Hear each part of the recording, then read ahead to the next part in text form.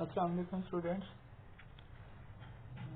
Here I am Tarjeem your physics teacher. जैसा कि बेटा आपको पता है कि आपके जो मंथली टेस्ट हैं वो स्टार्ट होने लगे, तो इसलिए जो है ना मैं आपका जो सिलेबस है that is chapter number 1 and 3 यही आपको रिवाइज करवाऊंगा। तो पहले जो है चैप्टर नंबर 1 है जी, पहले इसको रिवाइज कर देते हैं। तो स्मार्ट टेबल जो है उसको हम फॉलो करेंगे, उसके मुताबिक जो है ना वही जो है आर्टिकल जो है मैं आपको दोबारा से एक्सप्लेन करूंगा। ठीक है, सारे एक्सप्लेन करने की जरूरत नहीं है। तो फिजिकल क्वांटिटीज क्या होती हैं? All measurable quantities are known as physical quantities. जितनी भी मेजरेबल क्वांटिटीज हैं उनको हम फिजिकल क्वांटिटीज कहते हैं, जैसे लेंथ होगी, mass, time, temperature, all of these are measurable quantities. So these are physical quantities.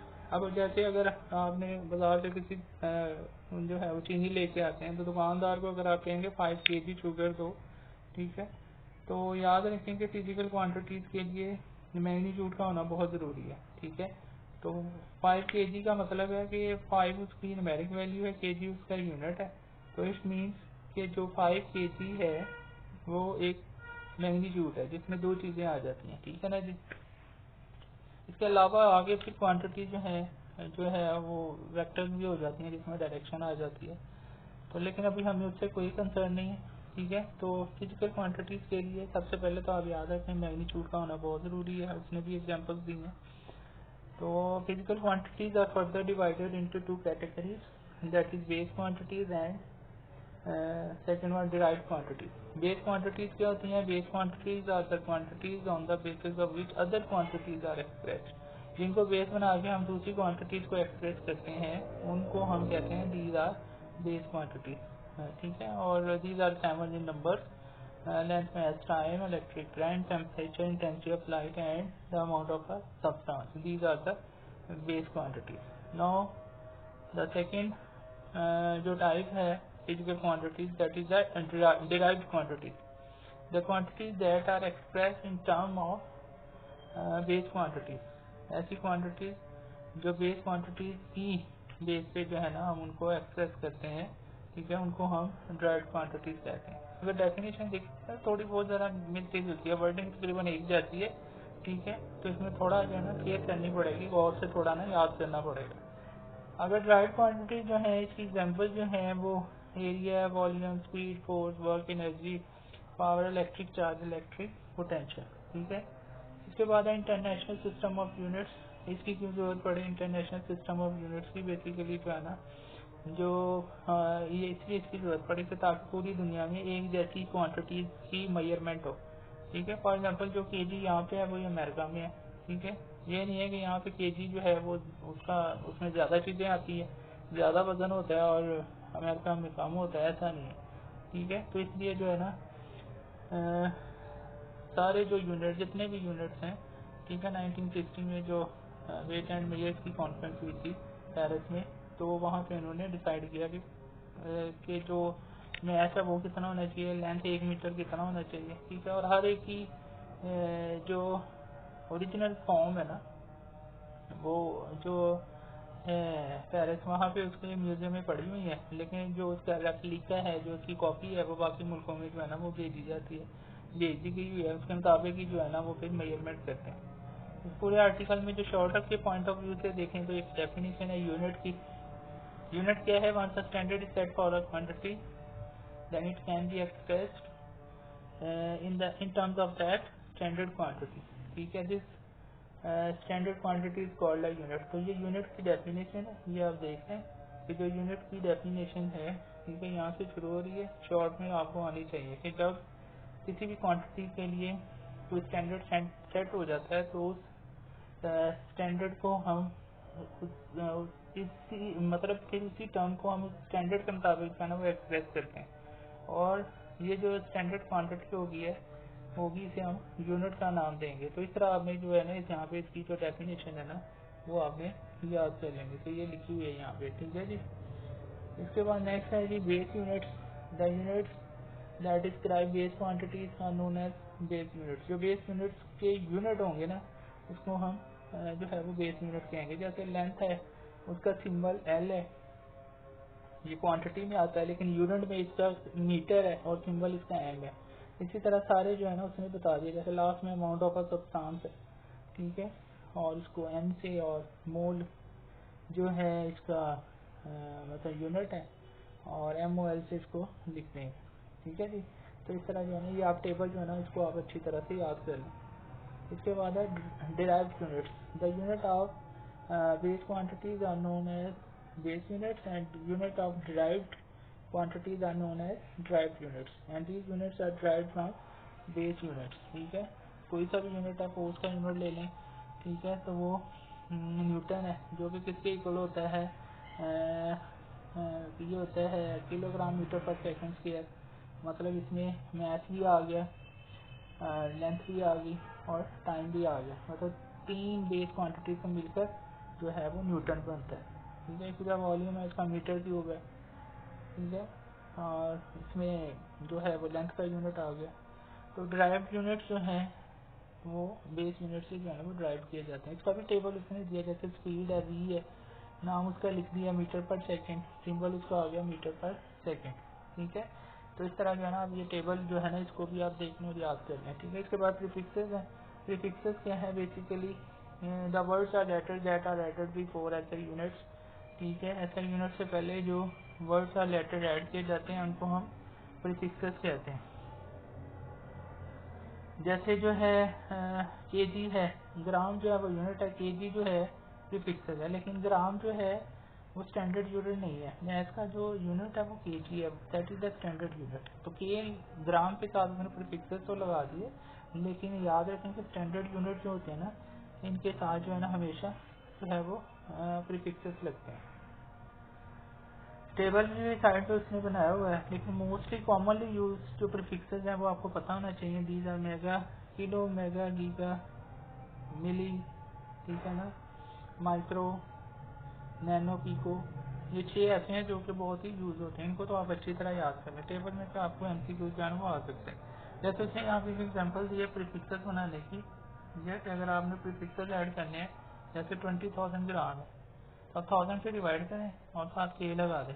1000 से डिवाइड साथ के लगा दिया, 1000 ने 20,000 को काटा तो फिर 20 kg रह गया, ठीक है। क्या रह गया फिर 20 kg। और 20,000 ग्राम को हम ऐसे भी लिख सकते हैं 20 इंटू 10⁻³ ग्राम, और 10 की पावर 3 जो होता है ना वो फिर k के इक्वल होता है। तो इस तरह जो है ना प्रीफिक्सेस जो है ना उनको हम जो है वो ऐड कर सकते हैं। याद रखें कि प्रीफिक्स डबल प्रीफिक्सेस नहीं लगता, ठीक है। और जो है एक ही प्रीफिक्सेस जो है वो सेम प्रीफिक्सेस भी नहीं लगता, ठीक है। मतलब दो डिफरेंट भी नहीं लगते और सेम प्रीफिक्सेस भी नहीं लगते, याद रखें, ठीक है। अब यहाँ उसमें कुछ और एग्जांपल्स भी दी हैं, तो मैं दोबारा से बता दूं। जैसे डबल प्रीफिक्स मतलब ये नहीं हो सकता कि अगर किसी का 10 की पावर 6 आना था तो हमने 2 दफ़ा 10 की पावर 3 10 की पावर 3 लिख के उसको के ग्राम कर दिया या के मीटर कर दिया, ऐसे नहीं होता। एक टाइम में एक प्रीफिक्सेस होगा, और अगर पहले से कोई लगा हुआ है और आपने जो है ना उसको पहले ख़त्म करना है, उसकी वैल्यू भी लिखनी है, और फिर उसको जो नए प्रीफिक्सेस जिनकी जो वैल्यूज ख़त्म कर रहे हैं, जितने जीरो ख़त्म कर रहे हैं या पॉइंट को जो चेंज कर रहे हैं, तो उसके मुताबिक जो साइंटिफिक नोटेशन में लिख रहे हैं तो उसके मुताबिक जो है ना आपको दोबारा जो है वो मतलब पहले जैसे 2000 है, टेम्पो 10 की 2000 kg है, ठीक है। इसी तरह 10 की पावर जो है 2000 मीटर ले लें, किलोमीटर ले लें, क्योंकि केजी जो है उसके साथ मेगा ग्राम है तो वो यूज में नहीं आता। तो अगर जैसे 2000 है, ठीक है, तो अब किलोमीटर लिखा हुआ है। अब अगर आप 2 लगाएंगे तो 10 की पावर 3 साथ आ जाएगा, और पहले ही के था किलोमीटर, फिर 10 की पावर 3 एक और के आ गया। तो ऐसे नहीं करेंगे के मीटर 2 के मीटर, ऐसे नहीं होगा, ठीक है ना। तो 2 जो के आ रहा है वो 10 की पावर 6 बनता है, 2 मेगा मीटर होगा, ठीक है। इस तरह जो है ना याद रखेंगे प्रीफिक्सेस ना तो रिपीट होते हैं, और अगर पहले से कोई लगा हुआ है तो उसके साथ कोई और एक और नहीं लगा, उसको भी ख़त्म करके पहले उसमें जो है वो डिजॉल्व करके, मतलब कि उसमें ही मिक्स करके जो है ना उसको फिर हम जो है ना सिंपल जो है ना एक प्रीफिक्स जो है ना उसमें चेंज करेंगे। उसके बाद है साइंटिफिक नोटेशन। साइंटिफिक नोटेशन में देखने बाद अगर कोई वैल्यू बहुत बड़ी होती है, पढ़ना मुश्किल हो जाता है, जैसे मून इज 384 आगे 3.660 metre away from the earth. ठीक है, तो इसको अगर हम साइंटिफिक में लिखते हैं तो 3.84 इंटू 10 टू द 8 मीटर पढ़ना जो है ना वो इजी हो जाएगा। ठीक है, तो इन साइंटिफिक नोटेशन क्या होता है बेसिकली, अगर आप इसी एग्जाम्पल को देख लें और से सुने हैं तो आपको डेफिनेशन अभी याद हो जाएगी। In scientific notation a number is expressed as sum of power of 10 multiplied by a number between 1 and 10। और ये जो नंबर होता है 3.84 जाते हैं तो ये 1 और 10 के दरमियान में है। तो प्रीफिक्सेस साइंटिफिक नोटेशन में एक नंबर को हम सम पावर ऑफ 10 जो है वो शो करते हैं और जो है फिर उसको ऐसे नंबर से मल्टीप्लाई करते हैं जो कि 1 और 10 के दरमियान में होता है। इसके बाद नेक्स्ट वन है जी vernier caliper, one of the most useful device, बहुत ही इम्पोर्टेंट लेंथ मेजरिंग डिवाइस है। ठीक है, तो यहाँ पे जो है इसमें क्या है कि सबसे पहले आपको इसकी कंस्ट्रक्शन आनी चाहिए। It consist of two scale, one is that is the main scale and one is the vernier scale, और टू जॉज होते हैं। ठीक है, और यहाँ पे एक जो है वो एक स्क्रू भी होता है। ठीक है, इसको जो है वो टाइट करने के लिए ना, तो ये इसका जो है ना सबसे पहले तो आपको लीस्ट काउंट पता होना चाहिए। लीस्ट काउंट क्या होता है, इसने डेफिनेशन जो है वो लेदर से डिफाइन की है और जो फार्मूला है वो डेफिनेशन के हट के है। ठीक है, फार्मूले में कुछ और तरह से बता रहा है लेकिन हमने भी ऐसे ही करना है जी। तो डेफिनेशन क्या है लीस्ट काउंट की, the difference between one small division, ये जो मेन स्केल है इसकी एक डिवीजन जो कि एक डिवीजन वो होती है 1 मिलीमीटर, और जो ये जो वर्नियर स्केल है इसकी डिवीजन ये होती है 0.9 मिलीमीटर। ठीक है, और दोनों को माइनस करें तो 0.1 मिलीमीटर बनता है। That is the least count of vernier calliper. The difference between one small division on main scale and one vernier scale division that is 0.1 millimetre, it is known as the least count of the vernier calliper. ठीक है, अब जैसे least count निकालने का formula देखें वो definition से हट के, smallest reading on main scale and number of division on vernier scale. तो smallest reading on main scale जो है वो 1 है और number of division on main scale वो है 10, तो 0.1 मिलीमीटर आंसर आ जाएगा। और लीस्ट काउंट क्या आ जाएगा 0.1 मिलीमीटर, और फर्दर 10 से डिवाइड करते हैं तो 0.01 सेंटीमीटर। ठीक है, इसके बाद नेक्स्ट जो है इसका जो है वो जीरो एरर निकालने का तरीका है। 3 तरह से पॉसिबिलिटी हो सकती है। मे बी फर्स्ट वन तो यह है कि मे बी जीरो एरर हो ही ना। ठीक है, और जब जीरो एरर नहीं होगा तो जीरो ऑफ मेन स्केल और वर्नियर स्केल दोनों जो है ना बिल्कुल आमने सामने होंगे, तो जो है वो जीरो एरर नहीं होगा। जैसे पहले वाला जो है ना इसमें जीरो एरर जो है ना वो जीरो है, और जो हमने फाइनल रीडिंग में ऐड करना होता है उसको जीरो करेक्शन कहते हैं। ठीक है, क्या कहते हैं उसको जीरो करेक्शन, वो हमेशा उलट होता है, साइन में उलट साइन में आएगा। मतलब अगर आपका जीरो एरर प्लस है तो जीरो करेक्शन माइनस का होगा। मतलब अगर आपका जीरो एरर प्लस आ रहा है तो आपने उसको माइनस करना है फाइनल रीडिंग में से, जिसको जीरो करेक्शन कह देते हैं, और अगर माइनस में आ रहा है तो आपने उसको प्लस करना है। तो पहला जो वर्नियर कैलिपर ये जो डायग्राम है इसमें जीरो एरर नहीं है। दूसरा जो है उसमें जीरो एरर है। ठीक है, और उसमें जीरो एरर है, और अगर आप उसमें जो है वो देखें तो वो 7 नंबर वाली लाइन मिल रही है, और उसका जो है ना जीरो एरर जो है ना वो प्लस में है। इसमें लिखा हुआ है कि अगर जीरो जो नीचे वाला जो वर्नियर स्केल है इसका जीरो अगर मेन स्केल की राइट साइड पे है तो प्लस का जीरो एरर होता है। तो अगर प्लस का जीरो और 7वीं लाइन मिल रही है इसकी हमने देखनी है, मेन जो वर्नियर स्केल है ना इसकी लाइन देखनी है कि कौन सी मिल रही है। मेन स्केल की जो मर्जी हो उससे हमें कोई कंसर्न नहीं है। ठीक है, जो वर्नियर स्केल है उसकी लाइन देखनी है। तो अगर वो 7 वाली मिल रही है तो जीरो एरर होगा लीस्ट काउंट से मल्टीप्लाई करने के बाद प्लस में 0.07, और जीरो करेक्शन क्या होगा उसका उलट, माइनस में 0.07 उसका जीरो करेक्शन होगा। ठीक है, और लास्ट वाला जो इसमें देखें तो इसमें भी जो है वो जीरो जो है अब वो वर्नियर स्केल का जो जीरो है मेन स्केल के जीरो की लेफ्ट साइड का, जो लेफ्ट में होता है तो माइनस में जीरो एरर होता है, और फिर जो भी आंसर आता है उसको पहले 10 में से माइनस करना पड़ता है। लेट्स सपोज अगर दूसरी लाइन मिल रही है ना इसकी तो आप कहेंगे 10 माइनस टू 8।